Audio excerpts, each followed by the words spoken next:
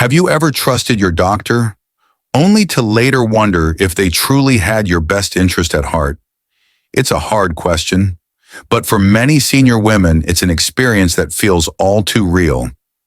Maybe you've walked out of a clinic with more confusion than clarity. Maybe you were told it's just aging when deep down you knew something wasn't right. The truth is, some questions doctors ask can sound helpful, but actually lead you down the wrong path, sometimes even putting your health at risk. In today's video, we're going to uncover 5 common questions doctors ask senior women, questions that might sound harmless, but can actually be misleading, even dangerous. And most importantly, I'll show you what these questions really mean and how to protect yourself. If you care about staying sharp, strong, and independent, this is something you need to hear. But before we begin, I want to hear from you. Where are you watching this from, and what time of day is it right now?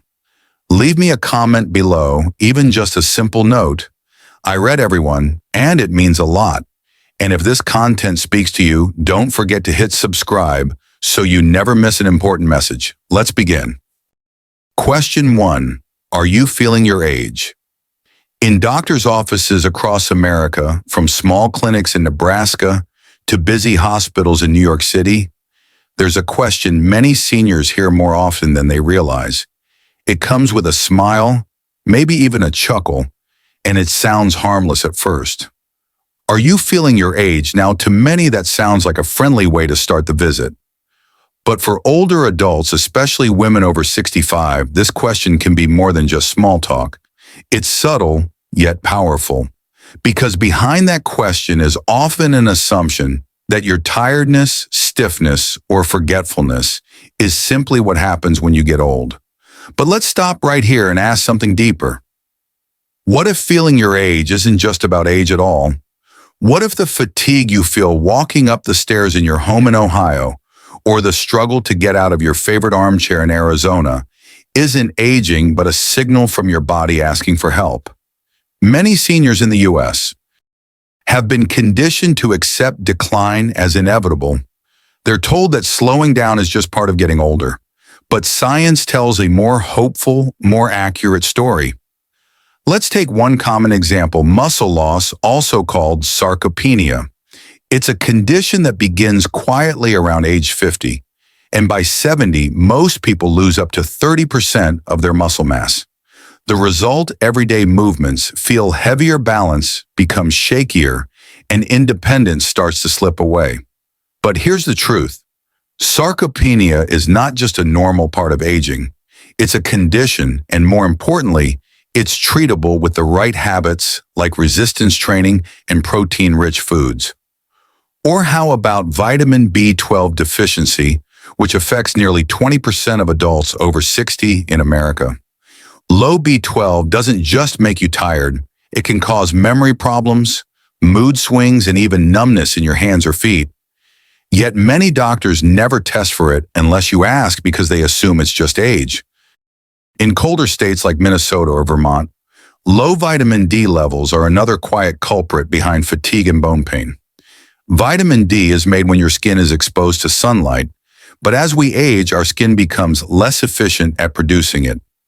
A deficiency in vitamin D can weaken your bones, affect your immune system, and even make your muscles ache. But once again, too often that pain gets brushed off as just old age. And let's not forget thyroid issues, particularly hypothyroidism, which is underdiagnosed in older women across the U.S. When your thyroid slows down, so does your metabolism, leading to cold hands, weight gain, depression, and a sense of fatigue that no nap seems to fix. Many seniors live with these symptoms for years, never realizing there's a simple blood test that could lead to relief. So the next time a doctor asks, "Are you feeling your age?" don't just nod and smile. That moment is your opportunity to speak up and be specific. Instead of agreeing politely, say something like, "Yes, but I've noticed it's harder to lift groceries," or "I feel lightheaded when I stand up, and it worries me." These aren't complaints, they're clues, and every clue helps your care team look deeper. Because the goal isn't to chase youth, it's to preserve strength, clarity, and dignity for as long as possible. Here in America, we have access to incredible tools, from lab tests and physical therapy to community programs and senior fitness classes. But these tools only help if you ask for them. And you only ask if you believe your symptoms deserve attention, not dismissal. The truth is, aging doesn't mean giving up on feeling good. It means becoming more attentive, more informed, and more empowered. It means recognizing that feeling tired every day or weak for no reason isn't a requirement of growing older. It might just be your body asking you to check something, to investigate, to question, to care. So the next time you hear that familiar phrase, "Are you feeling your age?" pause. Take a breath, and remember you have the right to ask questions, to seek answers, and to expect more than a shrug. Because your story, your energy, and your well-being are worth far more than a polite cliche. Question 2. Hormone therapy in senior women's health in America. There's a quiet moment that happens in doctors' offices all across America, from small towns in Texas to quiet clinics in Vermont. A moment where the doctor leans in, looks at an older woman, and says almost offhandedly, "Would you like to try hormone therapy just in case it sounds helpful?" It sounds harmless. But for millions of senior women across the United States, especially those over the age of 60, that one sentence carries far more weight than most realize. At first, it may feel like your doctor is offering you a gift, a little boost to help with sleep, energy, or mood. And hormone therapy has its place. That's the truth. For women going through menopause, especially in their late 40s or early 50s, it can ease hot flashes, improve bone health, and bring balance. Estrogen and progesterone. The hormones that fade after menopause play vital roles in the brain, heart, and muscles. Replacing them in the right dose for the right person can be helpful for a while. But here's where things get tricky, especially for older women in America. Once you reach your 60s, the equation changes. Your body has already spent years adjusting to lower hormone levels, and suddenly adding them back in can create confusion at the cellular level. Scientific research here in the U.S., especially from the Women's Health Initiative, a major long-term study funded by the National Institutes of Health, has shown that taking hormone therapy after 60 can increase your risk of serious conditions. We're talking about breast cancer, stroke, and dangerous blood clots, especially in the legs or lungs. The reason it's all about how your body processes hormones with age.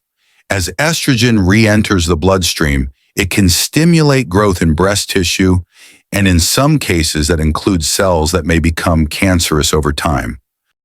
It also affects how blood flows and how platelets respond, which is why hormone therapy can raise the risk of clots and blockages, even in women with no previous heart problems. If you've had a hysterectomy or are already at risk for heart disease, these risks may be even higher, and that's where most doctors forget to slow down. Because while the question sounds simple, the answer requires a deep understanding of your history, your symptoms, and your goals. In many cases, doctors in busy practices across the U.S. don't have the time to explain everything. They may assume hormone therapy is still appropriate even when your symptoms have faded or when safer options exist. This is especially true in underfunded community health systems or clinics serving rural and retired populations, where personalized care isn't always possible. But your health isn't generic. You deserve more than a standard answer, especially if you are in your 60s or 70s, still active, still showing up for your grandkids, your church, your garden, or your morning walk around the block. So what can you do? Start by asking questions that matter.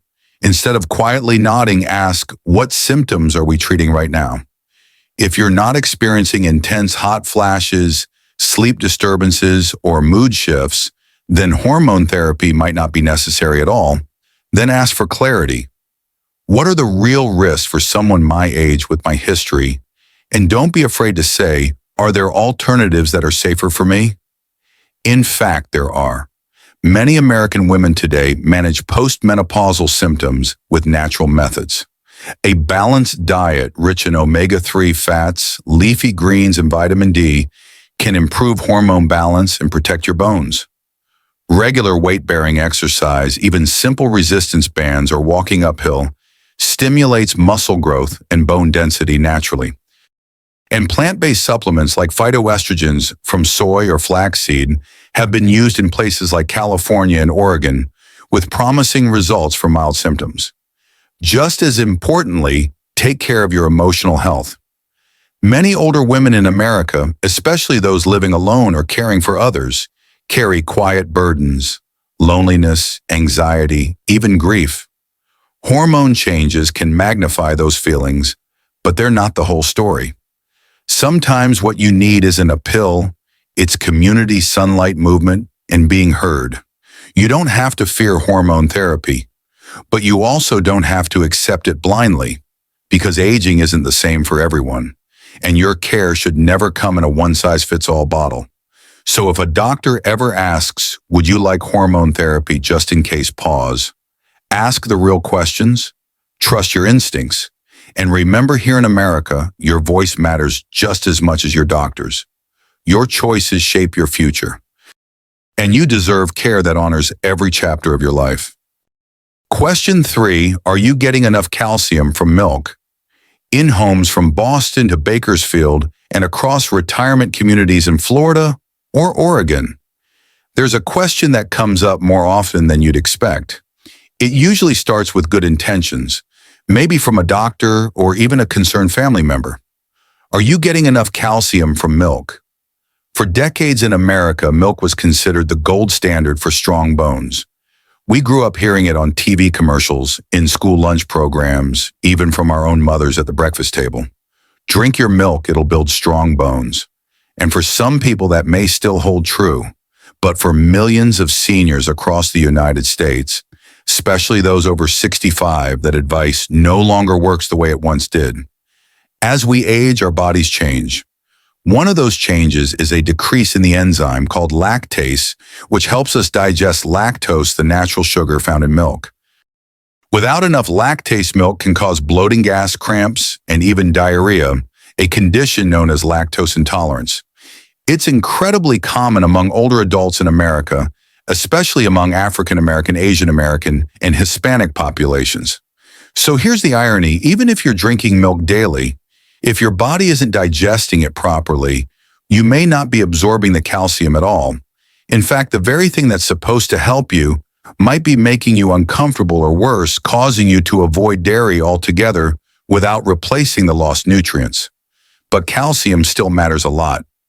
After age 50, especially for women, bone density starts to decline faster. Conditions like osteopenia or osteoporosis, where bones become brittle and prone to fractures, are common and serious. A small fall on a kitchen floor in Illinois or a misstep on icy sidewalks in Michigan could mean a broken hip. And for seniors in America, a hip fracture can be life-changing, even life-threatening. So how do we protect our bones if milk isn't the answer? The key is not just where you get calcium, but how well your body absorbs and uses it. And that brings us to a smarter, more modern approach that's gaining traction in health centers and wellness communities across the country. First, talk to your doctor honestly. If you feel bloated, gassy, or uncomfortable after drinking milk, say it out loud. You're not being picky, you're being smart. A simple switch to lactose-free milk or plant-based options like almond or soy milk, many of which are fortified with calcium, can make a big difference. Second, consider food sources that often go unnoticed. Canned sardines, for example, bones and all, are rich in calcium and omega-3s. Dark leafy greens like kale and collard greens, staples in Southern cooking, and now popular in modern health-conscious meals across America, offer solid calcium in a form that's easier for some people to digest. Almonds, tofu, and even some breakfast cereals are also fortified with calcium and vitamin D. Speaking of vitamin D, it plays a starring role here. Without enough vitamin D, your body can't properly absorb the calcium you take in, whether it's from food or supplements. That's why many doctors today recommend calcium plus vitamin D combinations, especially for seniors in northern states, where sunlight, our natural source of vitamin D, can be hard to come by in winter. And don't forget the weight-bearing exercises. Walking, light strength training, and yoga all help bones retain density. Even gardening in your backyard in Missouri or walking your dog around the block in San Diego can make a lasting difference. Your bones need movement just as much as they need minerals. There's something deeper here too. Many seniors, especially women, carry quiet guilt, wondering if they're doing enough for their health. We live in a culture that pushes quick fixes and makes aging feel like something to fight against. But real health isn't about drinking milk because you were told to. It's about listening to your body, honoring what works for you, and building habits that support strength without pain. So the next time someone asks, "Are you getting enough calcium from milk?" Smile. Then say, "Actually, I'm getting my calcium in ways that work better for my body now." Because here in America, health isn't one size fits all anymore. It's personal, it's evolving, and so are you. Question 4. Do you want a statin? Just to be safe. In cities like Dallas and Detroit and small towns stretching from Maine to Montana, there's a growing conversation in clinics that often begins with a simple question. A doctor glances at your chart, taps their pen once or twice, and says, "Would you like to start a statin just to be safe?" It sounds cautious. It sounds smart. After all, statins are one of the most prescribed drugs in America today. They're designed to lower LDL cholesterol, the kind that clogs arteries and increases the risk of heart disease. And for many adults who've had a heart attack or stroke, or who have diabetes and high cholesterol, statins can be life-saving, especially when combined with other healthy habits. But here's what most people don't hear, especially senior women sitting across from a doctor with only 10 minutes to spare. If your cholesterol levels are within normal range and your risk of heart disease is low, taking a statin just in case may not actually help, and in some cases, it might do harm. You see, as we get older, especially beyond the age of 65, our bodies respond to medication differently. And while statins are generally safe, their side effects are more common and sometimes more severe in older adults. One of the biggest concerns, muscle pain and weakness. In states like Pennsylvania or North Carolina, you'll meet many women over 70 who started on statins only to find themselves struggling to get out of a chair or walking slower than usual. These aren't just normal aging changes. Statins can interfere with how your muscles produce energy, leading to a gradual decline in strength and stamina. In some cases, they can worsen sarcopenia, the age-related loss of muscle that already affects millions of seniors in the U.S. And that's not all. Statins are processed through the liver, and while rare, they can elevate liver enzymes and stress your body's natural detox systems.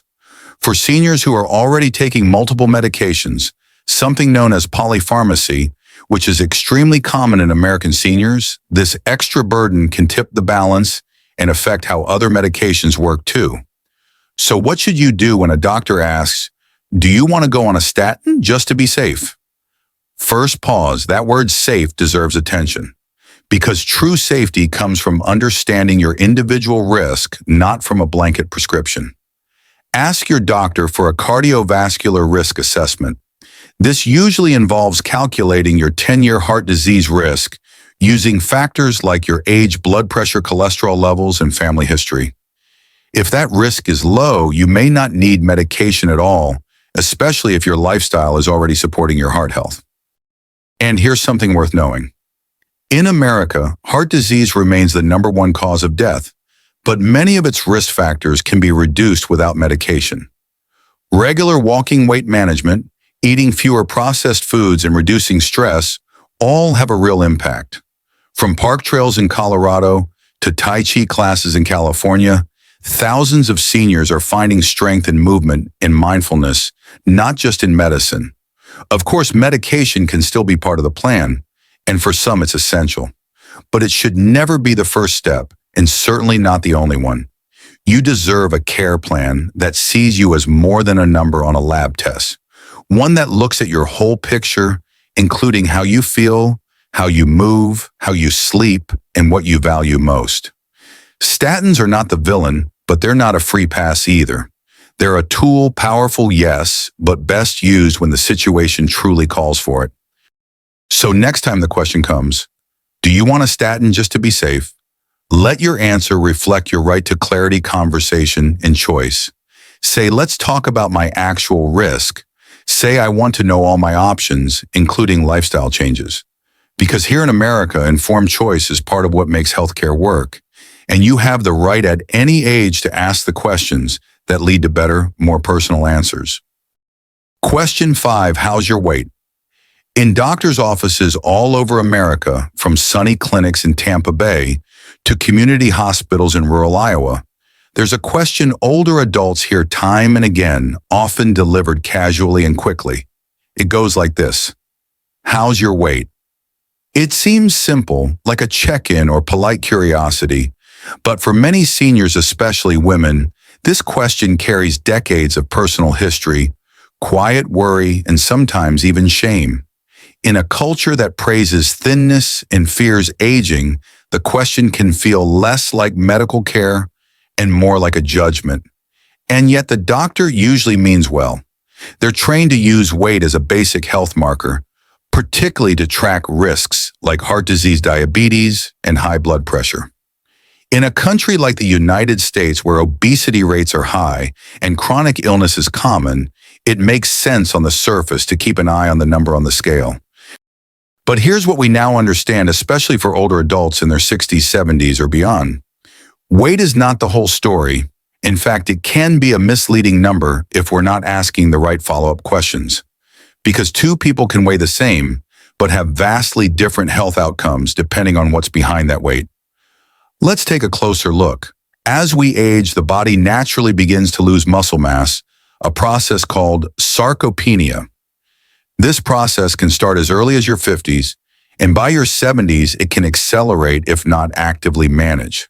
So even if your weight hasn't changed much over the years, you may have lost muscle and gained fat, which dramatically alters your strength balance and energy. Muscle is more than something you build at the gym. It supports your posture, keeps your metabolism active, and protects you from falls and injuries.